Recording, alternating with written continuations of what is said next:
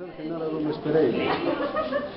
Vengo trabajando como profesor cesante en la edición del programa Nacional Tambo de Empleo y Vivienda en el Tambo de Iyaca, que abarca 3 distritos: Silca, Chacocha y Piquilpa.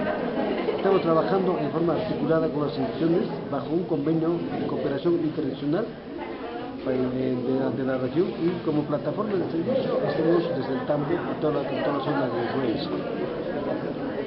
Yo soy profesor Genaro Gómez Pereira.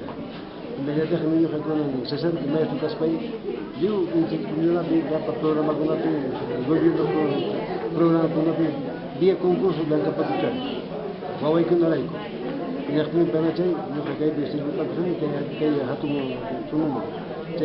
Trabajo en el programa Nacional Tambo, en el Ministerio de Vivienda, y 15 distritos con 15 yajlabi, 15 suyo con en Cascane, Silca, Chacocha y Pichirba, Chile con Guayaquil con Panachcuna, Paiconat, Servicio programa Manta, Estado Manta, plataformas de servicio en Escaman, Chayo Yokai Pichirba.